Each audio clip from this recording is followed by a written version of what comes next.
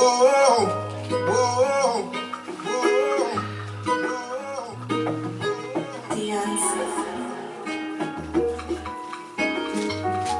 Almighty, Almighty, Almighty, Creator of earth, His blood inside me, We know that He works, Almighty, Almighty, Almighty, Creator of earth, His blood inside me, We know that He works, Who shall we fear? We got omnipotent, Almighty Father, the Father of Abraham, the Father of Isaac and Jacob, the Almighty, why would we play with? He sent His Son for the nation, the covenant back in our faces. God, He with us, don't care what we face. Where else we gon' go? We gon' trust in His word. Stay on that narrow, don't trust in no turns. Eyes to the east, everybody gon' learn. Put where your sins are, they all about to burn. Past overcoming, got His blood on me. Unforgiveness, let it go, I got the love on me. I believe I got this peace, I got this dove on me. See the kingdom of y'all, I got a bug on me. Almighty, Almighty, Almighty, Creator of earth, His blood inside me, We know that He works, Scattered for many years, now we back. Mind been renewed from this world, we detached. The judgment is coming by His will, that's a slap. The wilderness is coming by His hand, that's a fact. The ark of the covenant, I'm willing, that's a fact. Where He gon' get us? It was prophesied in the land, you was sold by His blood, you gon' ride. Babylon falling, it all gon' go wrong. Keep them commandments, we trying to go home. Before you serve me, go serve Him on that throne. Walk as He walk, I'ma walk, I'm a clone. Where He gon' get us? Keep commandments, He gon' fight for us. I'ma see how He the light for us. Rain more blood, the right on. Almighty, Almighty, Almighty, Creator of earth, His blood inside me, We know that He works, Almighty, Almighty, Almighty, Creator of earth, His blood inside me, We know that He works.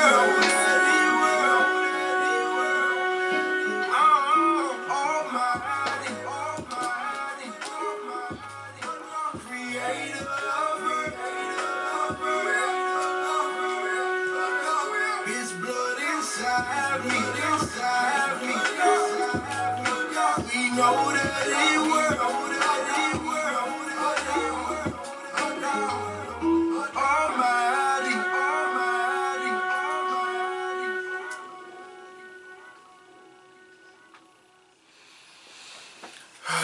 Good afternoon. Oh, we got it before 12 today, so I can say good morning, good afternoon, or good morning, good afternoon. Happy Sabbath day, happy Sabbath day. This is the day that we have made, so let us be glad and rejoice in it. Let us be glad and rejoice in it. How's everybody doing this morning? How's everybody doing this morning? Breaking Strongholds Ministries and YouTube with Breaking Strongholds Ministries. How you all doing this morning? I hope your week has been a great week. I hope the Most High really truly blessed you over and abundantly with love, kindness, and joy. I hope the Most High really truly blessed you and your offspring with wisdom and knowledge and understanding. I hope the Most High really truly blessed you and blessed you over and abundantly with love, kindness, and protection. I hope he has blessed your offsprings with the same thing as well. I hope he has. I really truly hope he has. My week has been an okay week. I ain't gonna complain, but I'm gonna go ahead and get started because I want to tell y'all something. I got a lot of information to give y'all today. This is the part 3 and the last part. So, I just want you all to, take heed today. But let me go ahead and get started on Exodus chapter 20, verses 1 through 17. And the reason Ananiah spake all these words, saying, I am Yahuwah the Ananiah, which I brought thee out of the land of Egypt, out of the house of bondage. And thou shalt have no other Ananias before me. And thou shalt not make unto thee any graven image or any likeness of anything that is in the heavens above, or that is in the earth beneath, or that is in the water under the earth. Thou shalt not bow down thyself to them, nor serve them, for I, Yahuwah, the Ananiah, am a jealous Ananiah, visiting the iniquities of the fathers upon the children to the third and fourth generation of them that hate me, and showing mercy unto thousands of them that love me and keep my commandments. Thou shalt not take the name of Yahuwah thy Ananiah in vain, for Yahuwah will not hold him guiltless that taketh his name in vain. Remember the Sabbath day to keep it holy. 6 days shalt thou labor and do all thy work. But the 7th day is the Sabbath of Yahuwah thy Ananiah. In it thou shalt not do any work, thou, nor thy sons, nor thy daughters, thy manservants, nor thy maidservants, nor thy cattle, nor thy strangers that is within thy gates. For in 6 days Yahuwah made the heaven and earth, the sea and all that in them is, and rested the 7th day. Wherefore if Yahuwah blessed the Sabbath day and hallowed it. Honor thy father and thy mother, that thy day be long upon the land which Yahuwah thy Ananiah giveth thee. Thou shalt not kill, thou shalt not commit adultery, thou shalt not steal, thou shalt not bear false witness against thy neighbors, and thou shalt not covet thy neighbor's house. Thou shalt not covet thy neighbor's wife, nor his manservants, nor his maidservants, nor his ox, nor his ass, nor anything that is thy neighbor's. O creators of the heavens and earth, of our radiance and vibration, soften the grounds of our beings and carve out a space with us where your presence can abide. Fill us with your creativity so that we may be empowered to bear fruits of our mission. Let each of our actions bear fruits in accordance with our desires within your purpose for our life. Restore us with the wisdom of produce and share what each being needs to grow and flourish. Untie the tangled thread of destiny that binds us as we release others from the entanglement of past mistakes. Do not let us be seduced by that which distracts us from our true purpose, but illuminate the opportunities of present moments, for you are the ground and the fruitful vision, the creator and power and fulfillment, as all is gathered and made whole once again. So let it be. Good afternoon or good morning, good afternoon. Breaking Strongholds Ministry, Facebook Live with Breaking Strongholds Ministry, and YouTube. How you all doing this morning? I want to tell y'all something this morning, right? I had a dream this morning, right? And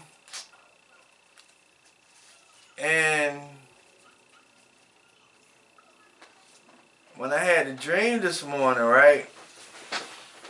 I got up this morning around 5 o'clock and I prayed. Okay, let me see what's happening. I prayed, right? Let's see. Okay, I prayed, right? And so when I got up, I prayed, and then I went back and laid down. I had a dream, right? And the dream was, I was walking down these stairs and I was seeing all these people getting off a bus. And I'd say it was about, from my vision, I saw about 20, I said between 30 to 50 people. And they were just getting off the bus and stuff like that. And I said, well, where y'all going? I said, where y'all going? And they said, oh, we getting ready to go to the Hilton.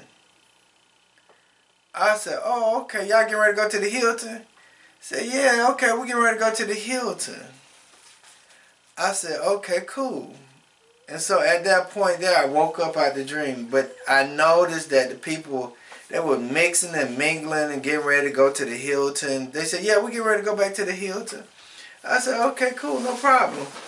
And I just continued to feed them as they was getting ready to go to the Hilton. So I looked up the word Hilton, right? And the word Hilton is an English surname and place name that means hill town. And then it said it may have originated from people who lived in or near a hill town, or from people who came from an area with the name. Okay, so it also means, with the simple meaning of hill town, you'll find many places surnamed Hilton throughout the US and UK. A strapping title that binds Old English charm with modern luxury. Hilton is a stylish name to honor baby heritage with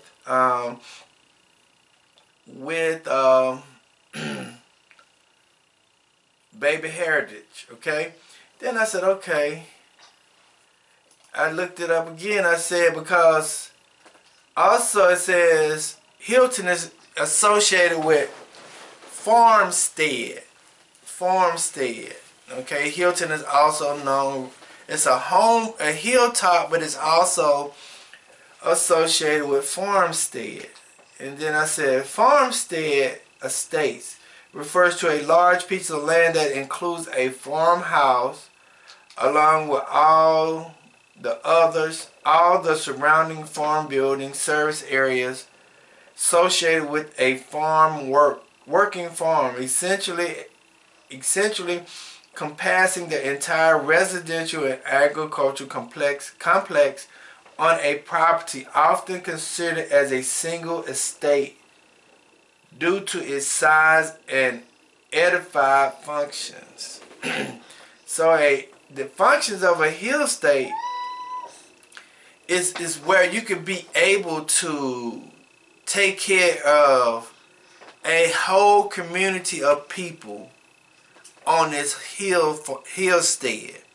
But the hillstead is associated with Hilton. Okay, and then I looked at somebody that says a farmstead refers to the building and services areas associated with the farm.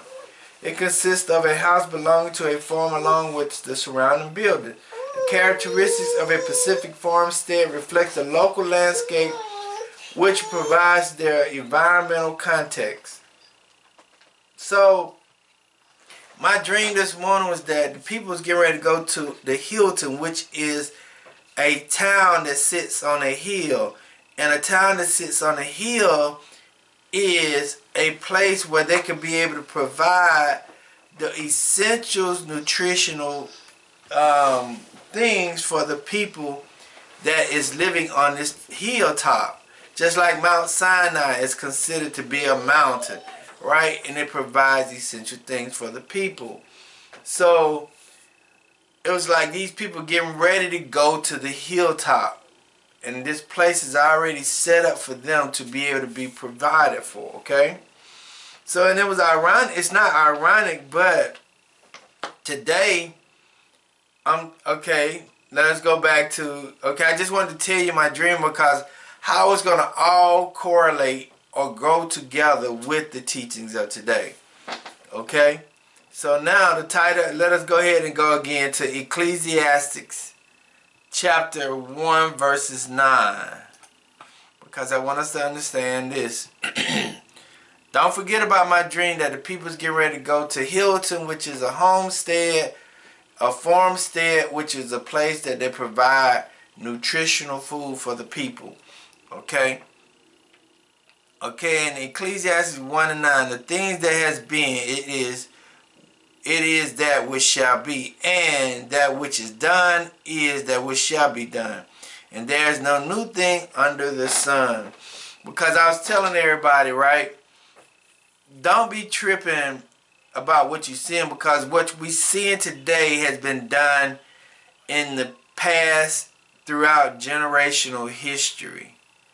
And it is for us to be able to recognize the signs that's going on in the world.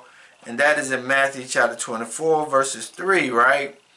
Because the Most High was wanting us to, Yahushua wanted us to understand that we need to pay attention to the signs. In Matthew chapter 24, verse 3, he says, as he sat upon Mount of Olives, the disciples came unto him privately, saying, tell us, when shall these things be? And what shall be the sign of thy coming and the end of the age? See, we're looking for signs, and signs is what we see today going on in the world today. Those are events. Signs are events, okay?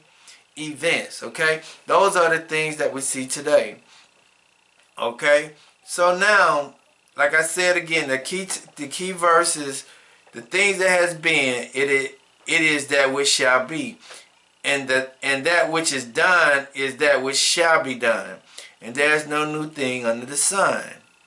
I'm going to give it the title of the text today. The title of the text today is History Repeat Itself. The final act is here, part 3. The resettlement. Okay, the first part of the final act is here was the leader. The second part of the final act is here is the events. And the third part of the final act is the resettlement. Hear that, the resettlement. Okay? So I'm gonna give you 2 words for today. 2 words for today is a promise. Promise in a general sense. Promise is a 14th century word. Okay, in a general sense, a declaration, written or verbal, made by one person to another, which binds the person who makes it, either in honor, conscience, or law, to do or forbear a certain act specified. Forbear a certain act specified, a solemn pledge, a vow, a declaration in reference to the future, made by one person to another. Listen to that. A declaration in reference to the future, made by one person to another, assuring the latter that the former will be done or not done. A specific act. Okay? Home is a 15th century word. One's own country. Home. One's own country. A dwelling place, a house, abide, fixed residence. Okay? So now we're dealing with resettlement today. We're dealing with resettlement. First, we dealt with the leaders. Second, we dealt with the events. Now we're dealing with the resettlement of everything that's going on. Because we got to understand that, I want you to understand this one too. Also, I want you to understand this one as well. Keep this in the back of your mind. In Genesis chapter 17, verse 8, it says, I will give unto thee and to thy seed after thee the land wherein thou art a stranger, all the land of Canaan, for an everlasting possession, and I will be there Anani. See, that was a promise to Abraham from Anani, letting Abraham know that he will have a specific land for himself, and no one else will be able to dwell in that land but him and his seed. That was the promise. That was in Genesis at the very beginning. Okay? So we have to understand that the Most High made this thing happen. He put these things into fruition. That these things must take place. But it is also, you got to understand that everything had to go through a process. Everything had to go through a divine order to get to where we are right now. And see, a lot of us are A lot of us get mad because of where we are and what's actually going on in the world today, but you can't actually get mad if you believe in a divine order. Everything is divine order. That's why when I was doing a little studying this week, it was a divine order that the children of Israel had to go into Egypt. They had to go into Egypt. Joseph had to be sold to the Midianites, I think. He had to be sold into slavery.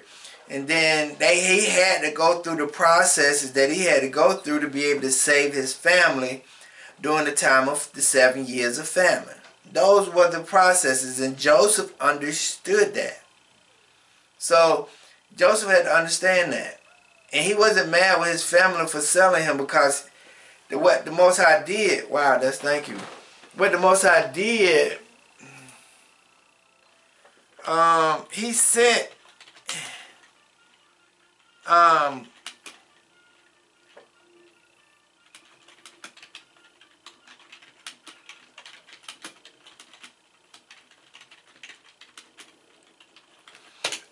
he had sent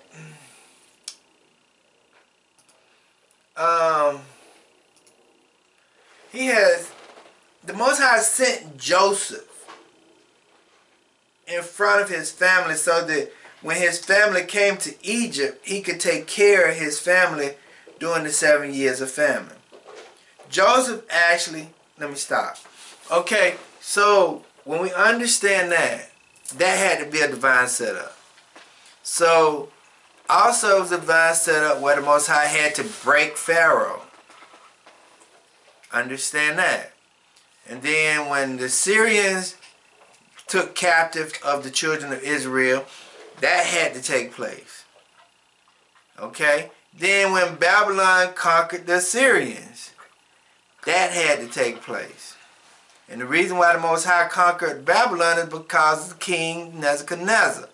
He had a crazy mentality. He was arrogant. He was boastful at the time.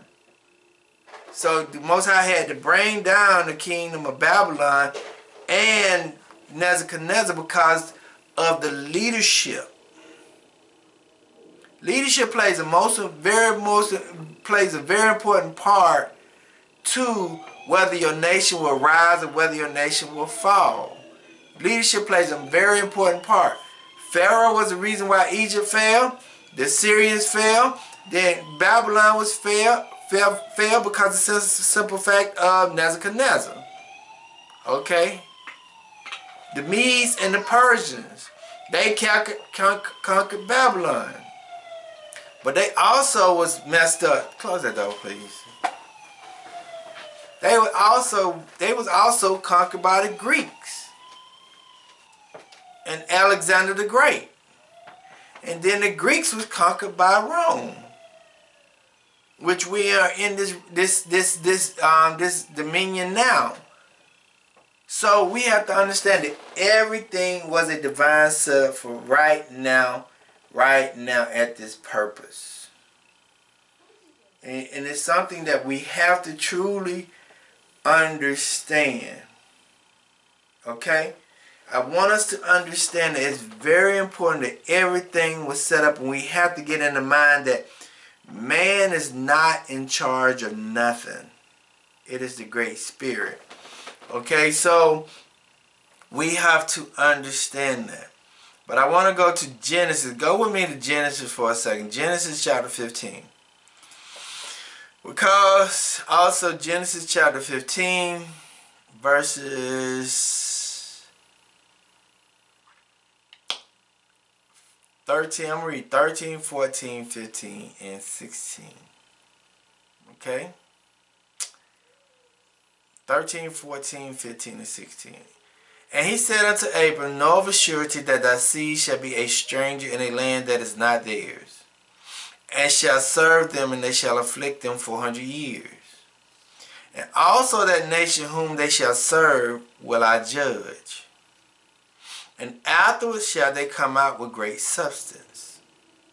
And they shall go to thy father in peace, and thou shalt go to thy father in peace. thou shalt be buried in a good old age. Listen to this. But in the fourth generation they shall come hither again, for the iniquities of the Amorites is not yet full. So it was talking about a Pacific generation that will be coming out of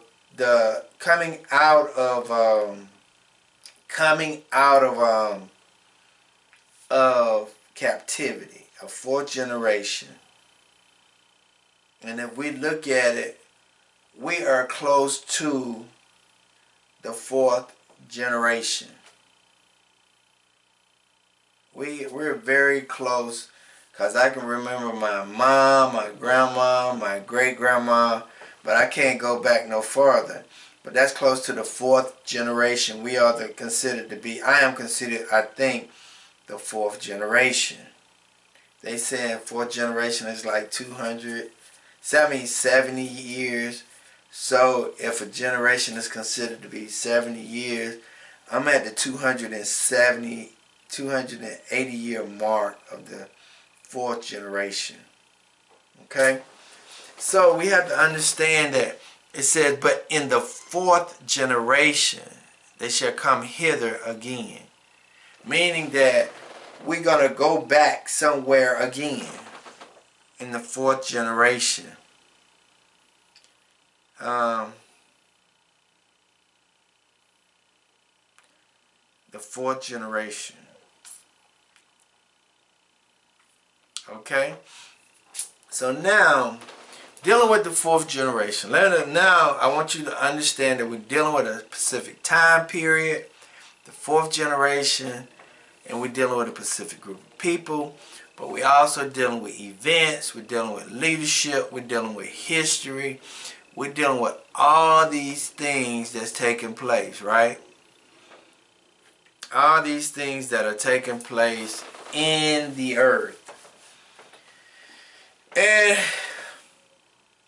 I want to walk you back. I want to give you a recap of the last two so that I can make sure I keep you up to where we're going to be today. Because we're talking about today, we're talking about the promise, and we're talking about homeland, resettlements. Okay? Homelands are considered resettlement, meaning going back. Okay? So, understand that. So, now we're talking about, now let me give you a recap. Okay? Because I also want us to understand something now, that we're getting ready to walk in the afterwards shall they come out with great substance. Now, the nation is dealing with their plagues. In verse 15 and 14, it says, also that nation whom they shall serve will I judge. And afterwards shall they come out with great substance. So we're dealing with two things here. We're still dealing with the judgment, but we also getting ready to start dealing with the resettlement. We're starting to get ready to deal with the resettlement. Okay? So the nation is getting ready to be going through the judgment, but they also getting ready to go through the resettlement. The children of Israel getting ready to be resettled. Okay? So, let us look at it again. Let me just give you a 5-minute recap of the word. It says in 1917, the Balfour Declaration came into existence. The Balfour Declaration was a letter sent by the British Foreign Secretary Arthur James Balfour to the Lord Rothschilds on November the 2nd of 1917. The letter expressed Britain's support for a establishment of a Jewish homeland in Palestine. We're looking at things from the physical as well as from the spiritual. The 1917 Balfour Declaration was coming from man to get these people to be established in the land of Palestine. Okay, but also in Isaiah 11 and 12. It says, he shall set up an ensign for the nation and shall assemble the outcasts of Israel, and gathered together the dispersed of Judah from the four corners of the earth. That is very spiritual and divine. So we're looking at a physical declaration, and we're also looking at a spiritual declaration. Where's his pacifier? We're also looking at a spiritual declaration. So now, this physical declaration is the 1917 Balfour Declaration. The divine is the Isaiah 11 and 12. Okay. So now, once they made the declaration, they had to start to put everything into play. Everything had to come into fruition.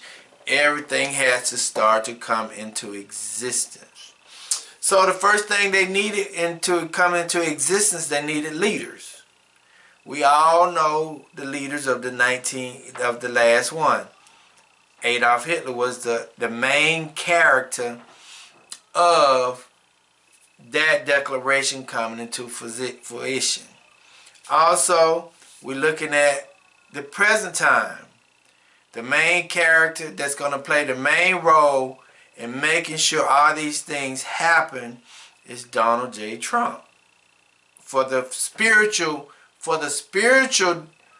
resettlement is Donald Trump. The physical one was Adolf Hitler.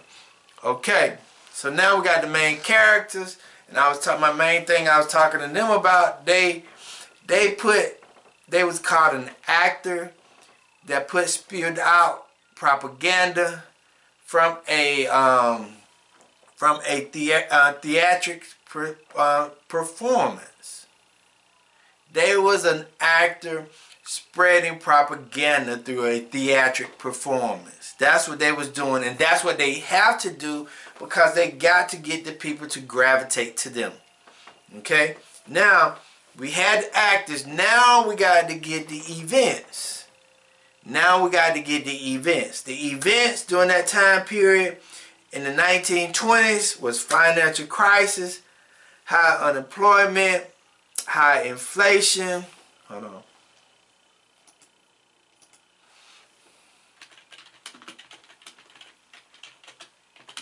High inflations, home loss, starvation, currency change from gold standard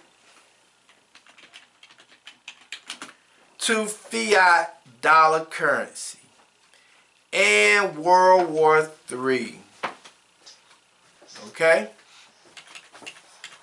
Those was the things.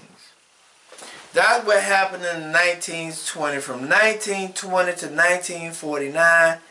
Those were the great events that happened during that time period.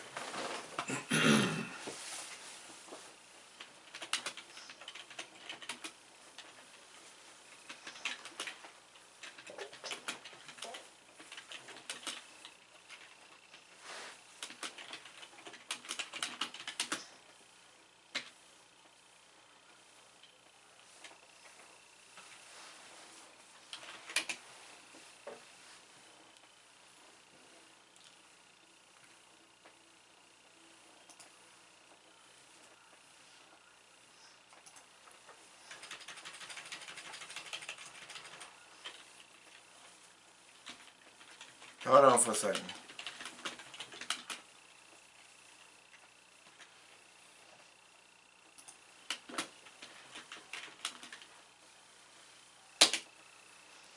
Okay. Okay. So, those was the events that was happening in the 1920s. But we also got to understand, all the activity that was taking place in the 1920s was all for the 1917 Balfour Declaration. Okay? So now, you had the financial crisis, you had rise of unemployment, you had foreclosure, you had starvation, you had currency change from you had currency change from gold standard to fiat currency. Then you had World War II. Okay? The events that we have going on today is very similar. We have financial crisis. We have rise of unemployment. We have foreclosures. We have starvations. We have on the rise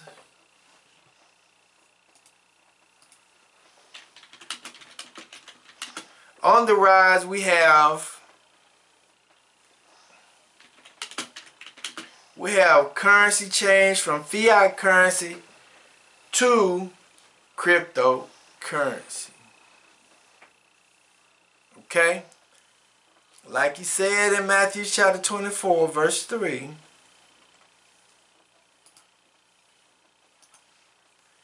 it says, "And as he sat upon the Mount of Olives, the disciples came unto him privately, saying, Tell us, when shall these things be? And what are the signs?" The signs was the leader. The signs was the events. Those are the key components to understanding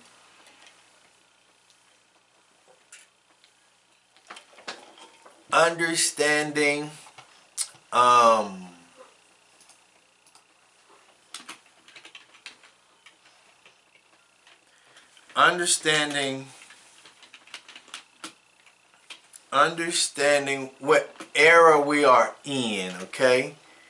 Then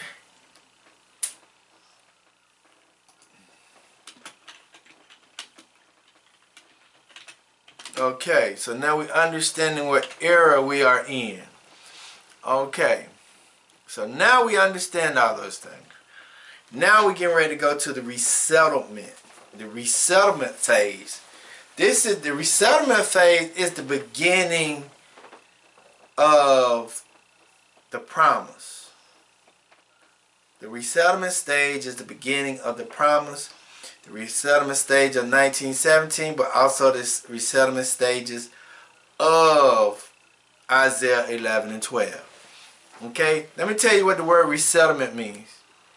The word resettlement means the act of settling again, to place in a permanent condition after wandering or wavering.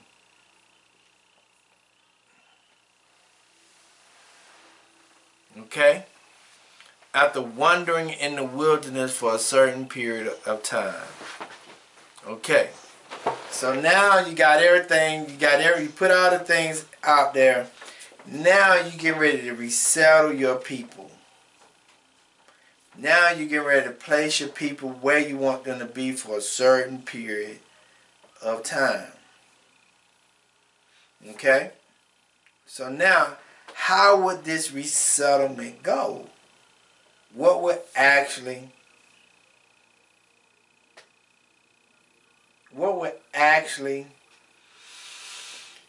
how it will actually all take place? You're first going to need a forerunner.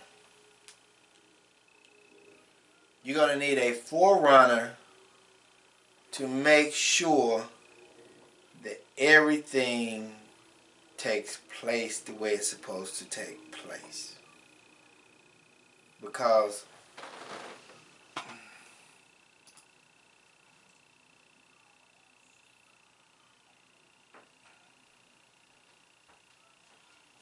okay. A forerunner. A forerunner is a messenger sent before to give notice of the approach of others. Okay? A sign foreshowing something to follow. Okay? A forerunner is a person who is going ahead of you to be able to let you know what's actually in front of you. Okay? That's what a forerunner is. Okay? Because let us go to Joshua. Joshua chapter 2 verses 1. Okay? Because we looked at the leaders, we looked at the events, now we're looking at everything else is going to take place. Now is the time of the forerunners to take place. Now is the time for the forerunners to take place. Do you want to tell them about your conversation you had with the Most High this week? Which one? I had quite a few. The one you told me about. We got a little bit more time. And oh, yesterday? Yeah, you want to speak loud now. So yesterday I was doing my meditation and prayer time.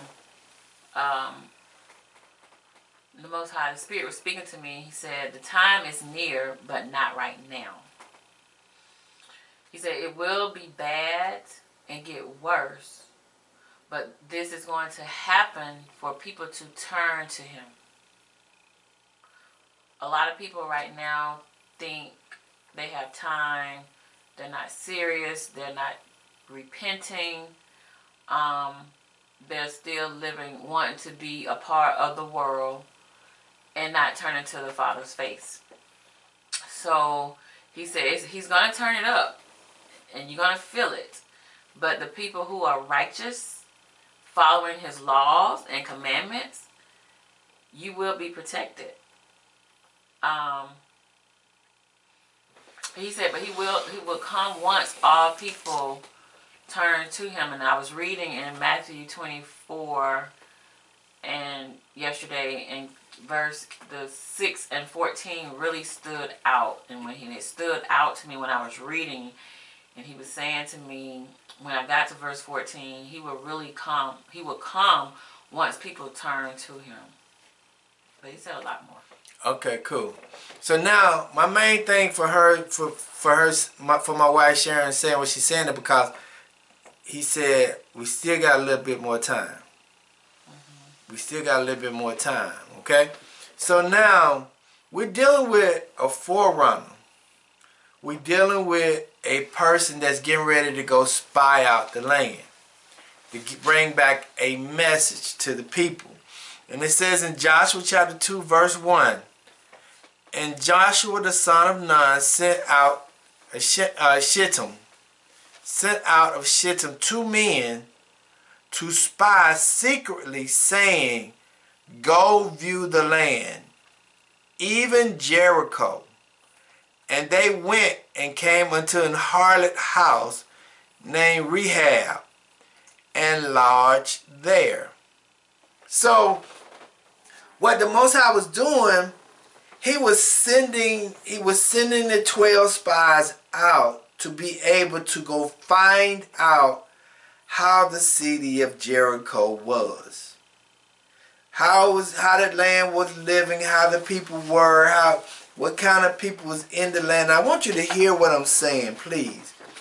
How the people was living, how the land was, how all these things, how you make money there, how you live, how you get your citizenship there. All these things, he was sending people there prior to he taking everybody into the land of Jericho.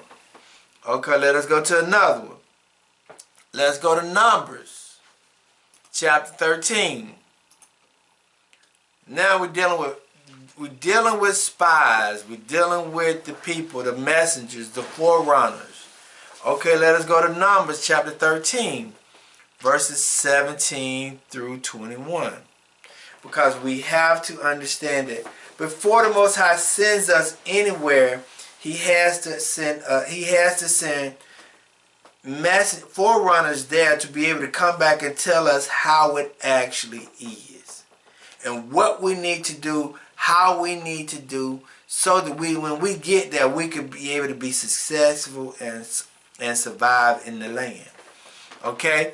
And it says in Numbers chapter 13 verse 17, and Moshe sent them to spy out the land of Canaan, and said unto them, get you up this way southward, and go up into the mountains, and see the land, what it is, and the people that dwell therein, whether they be strong or weak, few or many. Listen to that. See, when the Most High is getting ready to take his people somewhere, He's sending forerunners there so that they can gather the information for the people. So when they get there, they can understand how to deal in that land, how to live in the land, what's the customs of the land, what the people's traditions are. They're gathering information so they can send it back to us as a nation of people. Then it says, what is the land is that they dwell in, whether it be good or bad, or whether the cities that they dwell in, whether in tents or whether in strongholds. Listen to that. And the land is whether it be fat or lean, whether there be wood therein or not. And be ye of good courage, and bring fruit of the land. And now the time was the time of the first ripe grapes. So what Moses did, Joshua sent out 12 spies. Now Moses sent out 12 spies also. He sent out people too to gather the information, whether it be weak or strong, many or few. Then it says whether the city is good or bad, whether the city has tents or walls built around it. Then it says whether the land is good to grow food or not to grow food, whether there be wood in there, whether it be not wood in there. And it says those are the things that they needed to have. That's the information they needed before they was going into the land. We always going to need forerunners before we get ready to go into the land. Before the Most High moves on his people to go somewhere, he's going to always send forerunners. Okay? Always understand that. Let us go to Matthew chapter 10. Because we have to understand that now, like my wife said, we got just a little bit more time. Because he's waiting on people to get themselves together. So when you send forerunners, the forerunners got to go. They got to be settled there for a little while. And then once they're settled there for a little while, then they're going to gather the information because they got to go through the experiences that they got to go through so that when we get there, they can just walk us through the process. They can just walk us through the process. They can lead us. They can have conventions. They can have all these things and say, hey, we're going to sit y'all down. We're going to tell y'all how to get your citizenship. We're going to show y'all what y'all need to do when you get here. Show you what you don't need to do. How you need to get you a place. We're going to show you all these things so that when you come here, you'll be successful. Okay? In Matthew chapter 10, verse 16, it says, behold, I will send forth as sheep in the midst of wolves. Be ye therefore as wise as serpents and harmless as doves. So even when we go to these places, the Most High is telling us how we should act when we get in the places. He's telling us that we're going to see if the land is good for fat or lean, whether it got some way we can build on, whether people are good or strong, few or many, evil or good, all these things. We're gathering all these information, but then he also is telling us how we're going to behave, how we should behave in the midst of the people that we are around. Because you can't go places telling people how they gonna be, or how you gonna act in their culture or in their climate. You can't go there. You got to be within your own culture.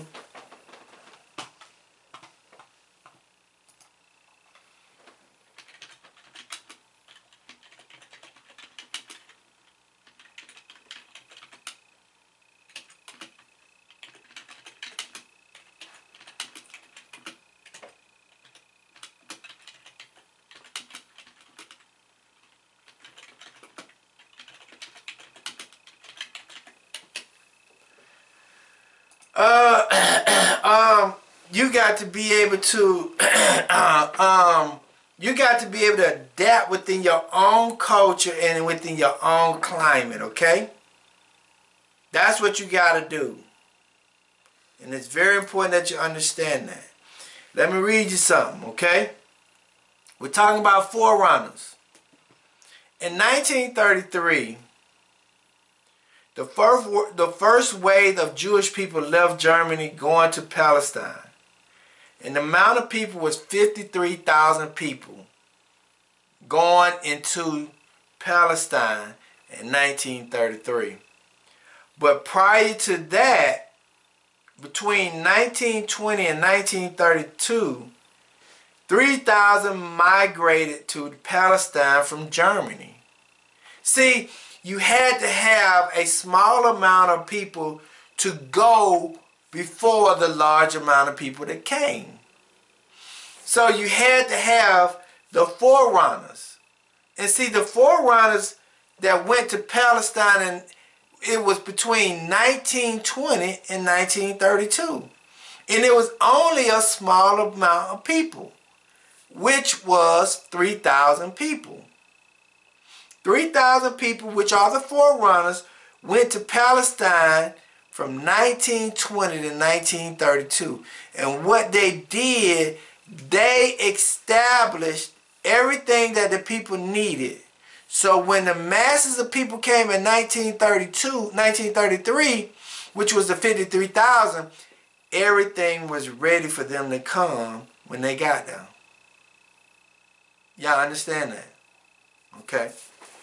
So now, between 2019 and 2023, according to the Diaspora African Affairs of Ghana, at least 1,500 African Americans moved to the country.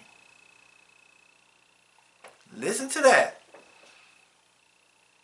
African American people, 1,500 African American people moved to the country of Ghana between 2019 and 2023.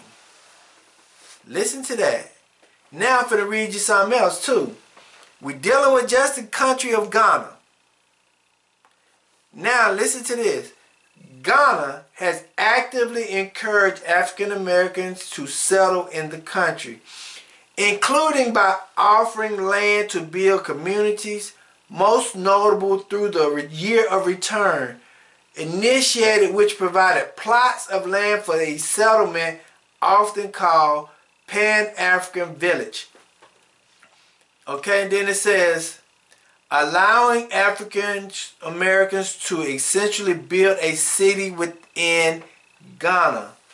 Though it's important to note that this has caused some tension with local communities due to the concern about the land ownership and access. The government campaign launched in 2019 aimed to welcome people of African descent back to Ghana, marking 400 years since the first slave ship departed from West Africa to Virginia. Okay, land allocations. As part of this initiative, Ghana allocated land, particularly near the coastal town of Ashabu, for African diaspora members to build homes and businesses. So now, when we look at the 1920s, the Jewish community sent forerunners to build in Palestine before the masses of people got there, so that they could be able to establish the land, they could be able to build the connections, they could be able to make sure they could tell you what the do's and don'ts are in the land of Palestine. So what happened in 2019? 1,500 is between 2019 and 2023. There has been over 1,500 people moved to Ghana to be able to be the forerunners for us, even to set up an African American community over in Ghana. So when we decide to move to Ghana, they can bring us in, they can tell us what we need to do, how we need to do it, the way we need to do it, so that we can be able to understand the laws and customs of Ghana. But we first have to understand that we got to have a forerunner. People to go before you to make sure that they settle everything in the manner in which it's supposed to be settled. Okay? Let me also read you something else too. You know that happened to a client. Let me, what you say? That happened to a client. They was given land free in Ghana. Say it loud. I have a client. They went to Ghana and they were offered. She was crying in tears of how it was here in the States, and something that happened to her over in Ghana. But she went to the chief of that community. They gave her free. They gave her and her husband free land. Okay, but I need for you to talk loud because I don't know how your voice is going to be on this thing. I don't know if they're hearing you. Okay? Also, an independent website. It came out on Saturday, February 8th at 11:16. Listen to this. Trump signs order prioritizing U.S. resettlement of white South Africans over discrimination. Trump also shut down all South African aid, much of which is used to battle AIDS and HIV. So what Trump is also doing is resettling people from South Africa into the United States. He's making it a very important issue that he bring the people from South Africa to the United States because he feel like they are being discriminated against. Hear that. The Jewish people left Germany because they felt like they was being discriminated against and they were being mistreated harshly, so they moved to Palestine. Okay. Then I'm going to read you something. After years railing against immigrants coming to America, Donald Trump signed an executive order Friday to prioritize the U.S. resettlement of white South African refugees suffering from what he calls governmental-sponsored race-based discrimination. Trump also shut down all funding for the country, which of much is used to battle AIDS. Okay? So Trump is bringing these people from South Africa and trying to bring them here to the United States because he feels like South African government is discriminating against them and taking their land. So Donald Trump said, okay, I feel like that is happening, so I got to bring you here to the United States of America.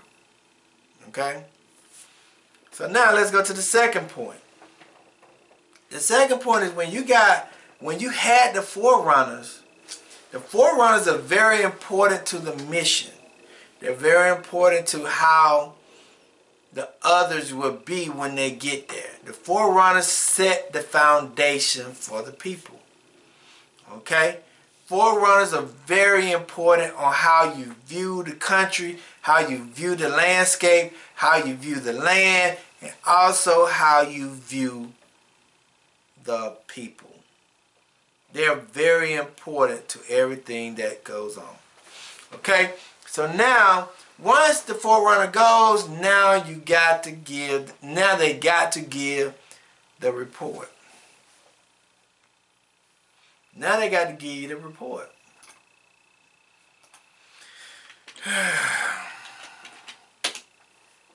Report means to carry back, to bear or bring back an answer, or to relate what has been discovered by a person sent to examine, explore, and investigate. A messenger reports to his employer what he has seen or assert. The committee reports the whole number of votes. So the forerunner got to come back and give a report to actually what is going on in the homeland. Understand that. Understand that. Okay? So now let us go to Leviticus chapter 20. because I'm hoping I'm setting this up that you all can truly understand What's going on? Yeah. what's actually going on in the world. And I want us to be able to understand that and see this clearly, take the emotions out of it and look at it from a divine and a divine spirit. That the divine is actually moving in things and doing things that we could never thought it could be. We never thought it would be this way. We never thought that everything would be working together for His glory. You get what I'm saying? So when we say, when we're looking at things, we're like, man, but everything is set up for a divine purpose. Elon Musk is from where? South Africa. And what he's trying to do? They have a team called Doge. Okay, he's doing Department of Governmental Efficiencies. So they're going in, what you just said, bringing back the report of the waste and abuse. right, but also Elon Musk is from South Africa. Right. But he's also getting ready to do what? Bring the South Africans that was over in South Africa who they feel like that was being discriminated by the government. Elon Musk is bringing them back here to the United States. Wow. Understand that. And they're going to prioritize where these people are going to live. Just like when we're looking at mass deportation, they're looking at it as negative, but it also can be considered a resettlement. Resettlement means that you're going back to where you came.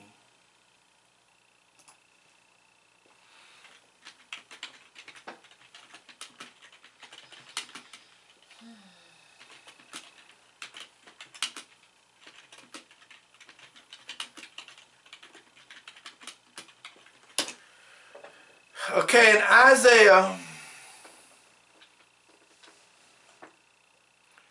Isaiah chapter 13, verse 14. Hear this. You said 12? No, I'm gonna wait. I'm gonna give you that. I'll wait. Okay. You got the forerunner. Elon Musk is a forerunner for the people that's maybe coming from South Africa over here to the Americas. Elon Musk is from South Africa. Understand that. Now he's coming to America. But now, because of the discrimination that's over in South Africa, and they taking these people land, now Donald Trump is saying, okay, these people can come over here and set up homeland here. I understand that. Elon Musk is the forerunner. Okay? Okay, now the forerunners got to give the report. Okay, I just read you what report means. Report means to bear or bring back an answer or to relate what has been discovered by a person sent to examine, explore, or investigate. A messenger report to his employer what he has seen or ascertain. Okay, so let us go to Leviticus chapter 20, verse 24. Because the spies had to give a report to the people. The spies had to come back and give a report to Joshua on what they saw. Okay, and it says in Leviticus chapter 20, verse 24, it says, but I have said unto you, ye shall inherit their land, and I will give it unto you to possess it. A land that flows with milk and honey. I am Yahuwah, your Anani, which has separated you from other people. Understand that. The report is the land is going to be flowing with milk and honey. Now, when we look at the continent of Africa, the continent has a land that is flowing with milk and honey.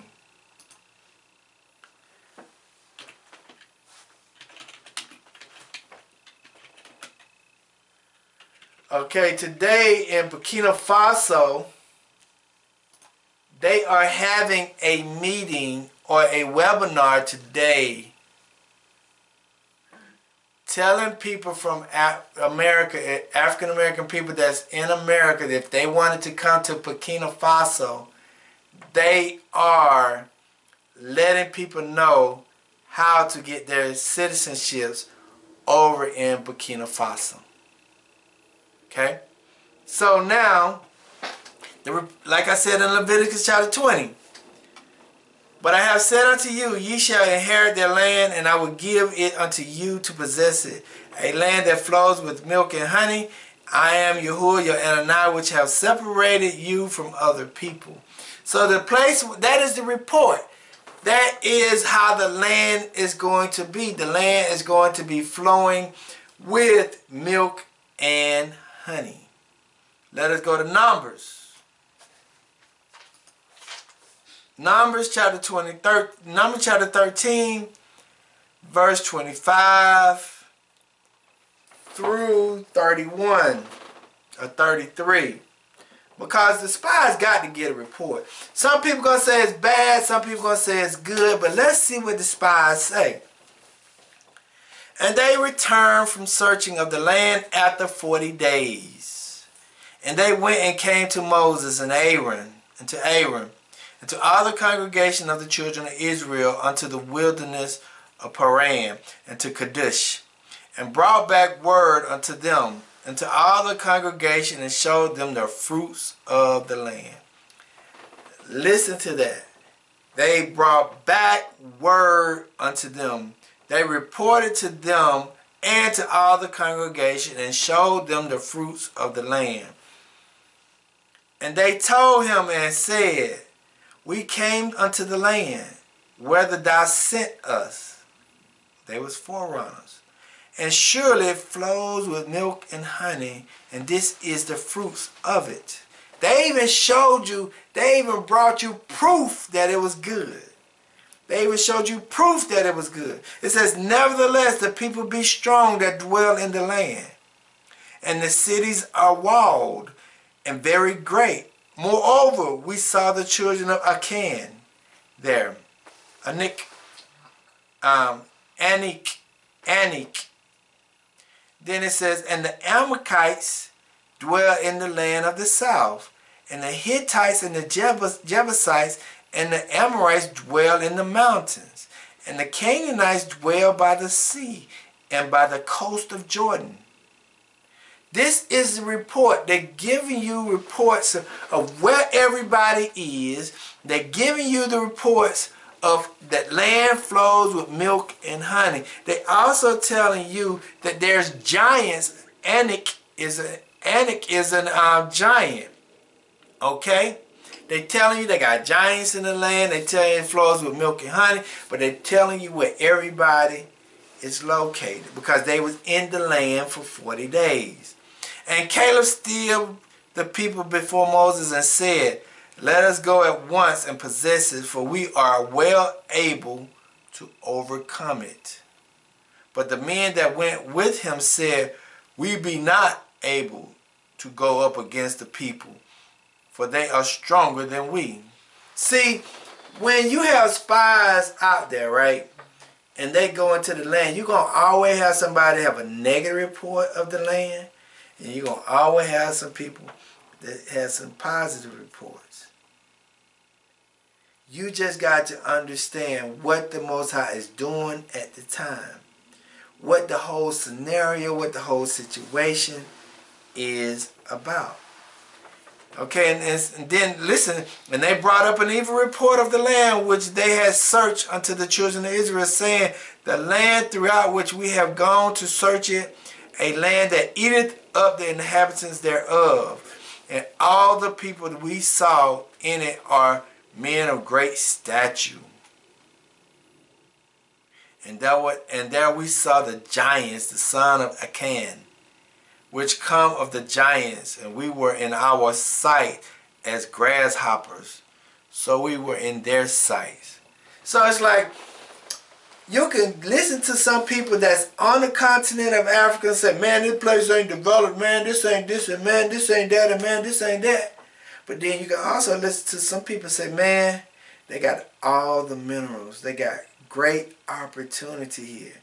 The only thing you got to do is just come with a business mindset and with some money and be able to make sure you follow the protocol and you could be able to prosper. So it just depends on who you want to listen to. Okay? Let us go to Ezekiel chapter 20, verse 6. Okay? We're dealing with the reports.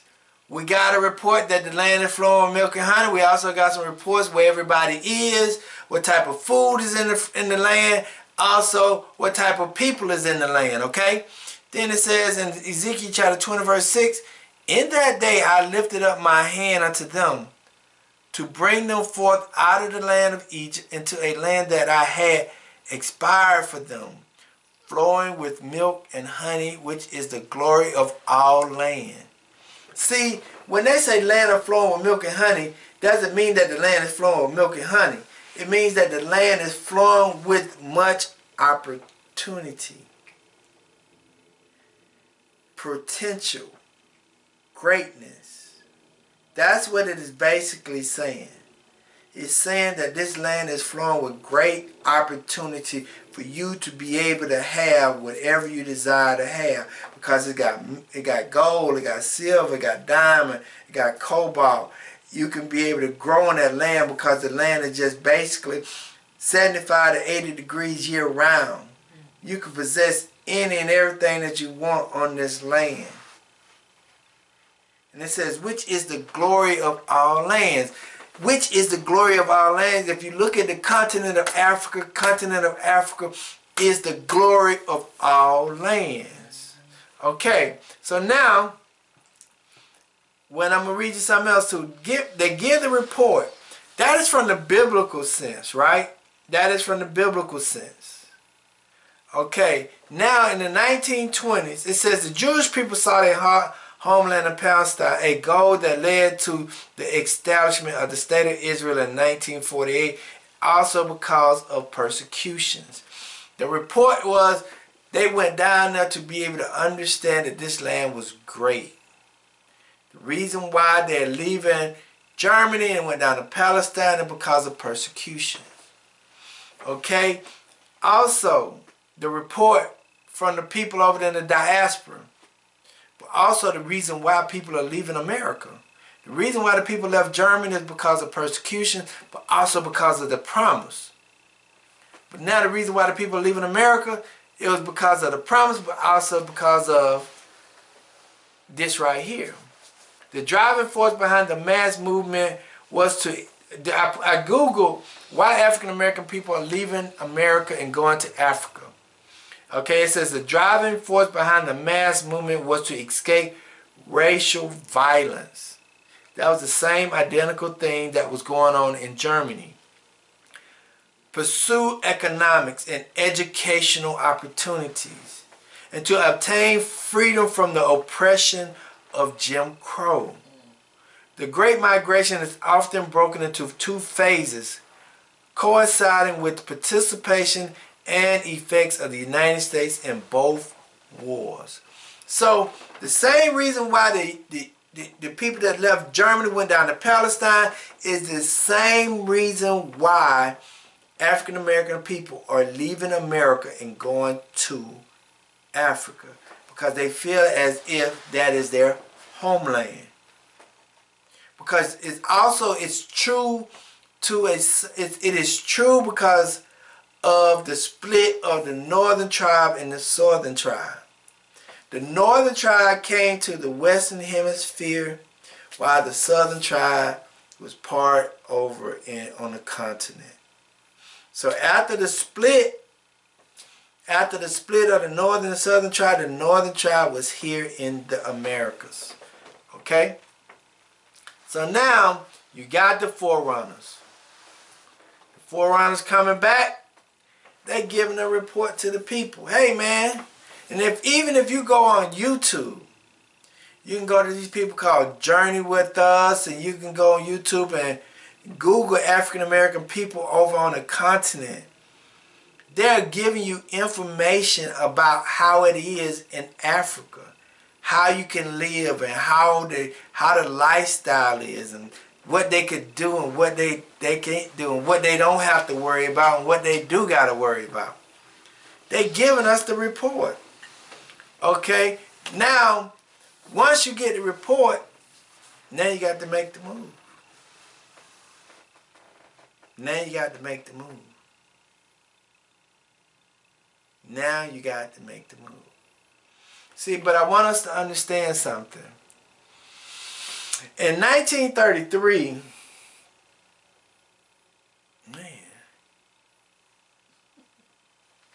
in 1933, that's when they started to move. But the war did not start until 1939. So a lot of the people that was in Germany, they left way before the war started. Okay? Understand that.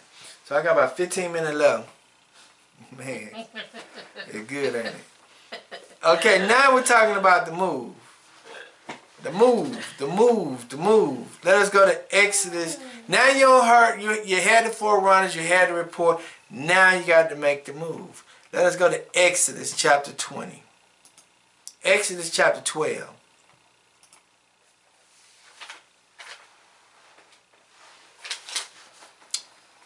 Exodus chapter 12, verse 35 and 36. Okay? And it says, and the children of Israel did according to the word of Moses, and they borrowed of the Egyptians jewelry of silver and jewelry of gold and raiment. And Yahuwah gave the people favor in the sight of the Egyptians, so that they lent unto them such things as they required. Listen to that. Such things as they required, and they spoiled the Egyptians. Understand that African American people gonna get reparations prior to leaving the United States. African American people gonna get reparations prior to leaving the United States, so that they can go back to the continent of Africa and help build the African continent. Because let us go to Genesis chapter 15, verse 14. This is the last part that we're dealing with, right? Verse 14, and also that nation whom they shall serve will I judge, and afterwards shall they come out with great substance. The Hebrews had to get something from the Egyptians in order to come out with great substance. Now the Most High is telling us that we're going to come out with great substance. We're going to come out of here with reparations to help rebuild the continent of Africa, because they know who we are. We are the children of the Most High. And we're going to go back and help rebuild that land. Okay, let us go to Exodus chapter 16. Verses 1. And it says, and they took their journey from Elim, and all the congregation of the children of Israel came unto the wilderness of Sin, which is between Elim and Sinai, on the 15th day of the second month, after their departing out of the land of Egypt. See, right now the move is getting ready to happen. I'm not saying wherever we go in the continent of Africa, that's going to be our Pacific location. But what I am saying to you is, Africa could be the wilderness for us for a certain period of time. Because we got to get reparations to be able to go wherever we're going to go, to stay there and maintain, because we don't have no citizenship. They don't have no opportunities over there. So we got to create the opportunities for these people. How? Because of our finances that we're going to get from the United States of America. We never know what's going on with the Dodge and all that. We never know what they're doing to be able to try to clear up money for us. We don't know if he's trying to clear up money for us to give to us so that when he can present something to us as a way of getting out of here. Just like he's presenting to the people that works for the government, hey, I'm going to give you an early opportunity to retire. I'm giving you a way out right now. I'm giving you a way out. Do you want to take the lead or not? And see, we don't know. He may come up with something. If any African American people that want to leave the United States of America, I give you $5 million and you go to the continent of Africa, or whatever country you want to go to, and we will grant you citizenship, and we will give you $5 million to start a new life over there in Africa. This is your reparations to leave the United States. Because we have come up with a large amount of money, because of all the mismanagement of money, we have come up with a large amount of money to be able to give to any individual that want to leave the United States. And you could go to any country over there in Africa that will accept you, and we will give you the money, and we make sure everything is straight when you get there.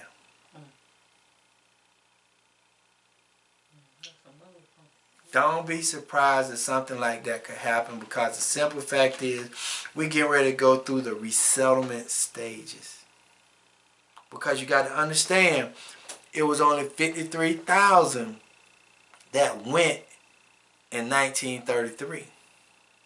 It was a large number in 53,000 that went in 1933.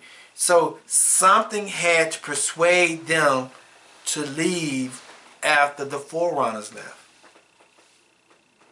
And the war didn't even start then. So now that the forerunners have left, now what will the government do and give to us to give us an initiative to go back to where they say we came from? They can say, I'm going to give you $5 million. Anybody want to take the $5 million, you can go. Okay. Will everybody take the $5 million? Who knows? You just got some loyalties that want to stay here in America. So now you read that, and they took their journey. So I'm not saying that Africa is going to be the destination. It is the beginning of the move to the homeland. It's the beginning of the resettlement, because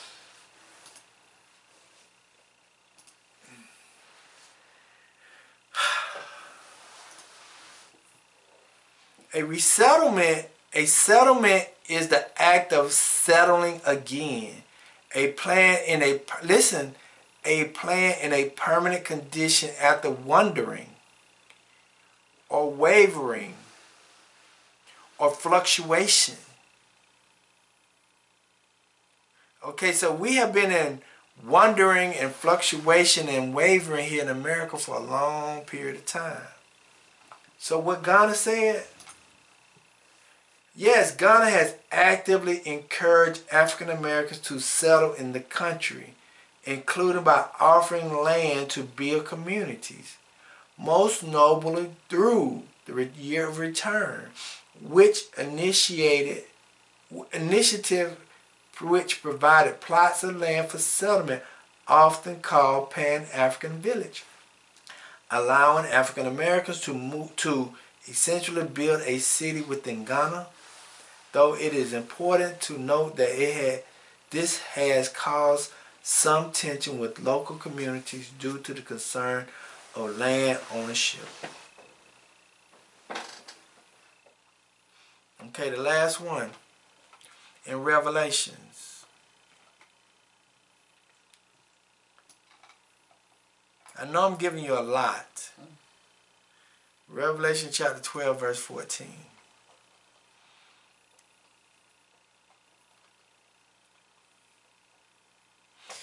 See, a wilderness doesn't mean going into a wooded area.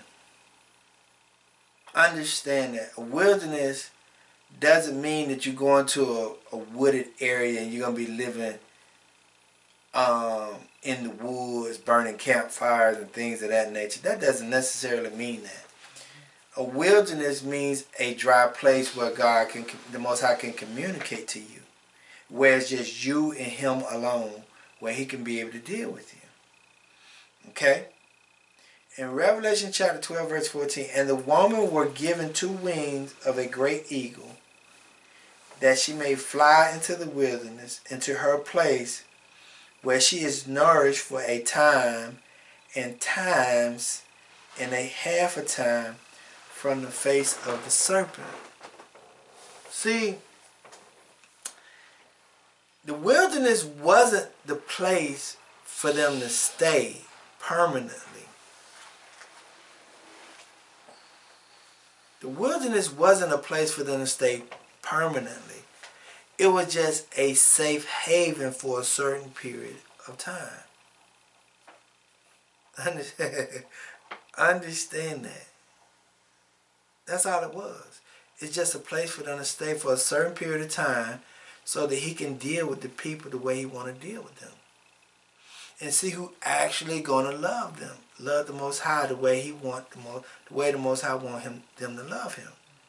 See, the wilderness could be for us Africa. The wilderness could be for us is Africa.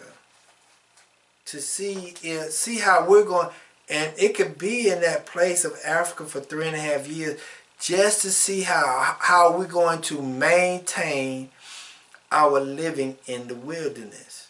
Because He can test us in Africa. He can test us in Africa to see if we're going to understand who actually got us into Africa. See if we're going to keep the customs and traditions of the Bible and believe in what the Most High say do, or are we going to adapt to the African culture and climate? Mm-hmm. See, that's the reason why the people in the wilderness, the older people died off in the wilderness, because they wanted to keep the customs of America. They wanted to keep the customs of the Egyptians. So, because they kept the customs of the Egyptians, the Most High killed them in the wilderness. See, the Most High can take you to Africa and see if you're going to adapt to the African culture, or see if you're just going to keep the laws, statutes, and commandments of the Most High in the land, in the wilderness. Because He said again, and the woman were given 2 wings of a great eagle, that she might fly into the wilderness. A wilderness is just a safe place where the Most High can communicate to you and show you actually who He is. Into her place where she is nourished for a time, times, and a half a time. The word nourish means taken care of and provided for. Ghana has actively encouraged African Americans to settle in the country, including by offering land to build communities, much notable through the Year of Return initiated, which provides plots of land for a settlement often called Pan-African Village, allowing African Americans to essentially build a city within Ghana, though it is important to note that this has caused some tensions. In closing, I got to read a couple more and then I'm done. How we can get to Ghana?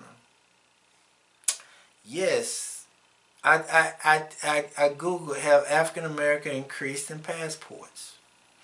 Yes, there has been a noticeable rise in passport application within the African American community, often attributed to a growing interest in exploring their African heritage, increased accessibility to travel, initiative promoting ancestral tourism, particularly to countries like Ghana, which offers easier pathway to citizenship for African descendants.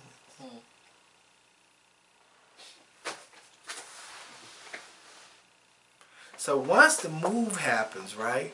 Once the 50, so I want you to understand something. I got 2 minutes.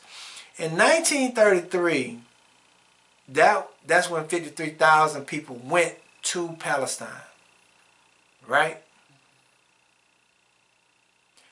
The war started in 1939. So the move was before the war. The move was before the war. Understand that, okay? The move was before the war. Listen to this. Trump takes credit for Army recruiting surge, but it started a year ago. The White House said a hot streak in new recruits was a response to President Donald Trump's election, but the Army has been making recruiting gains since last year. See, we can't go to war until our military comes to par. And the president that we have today has gave the American people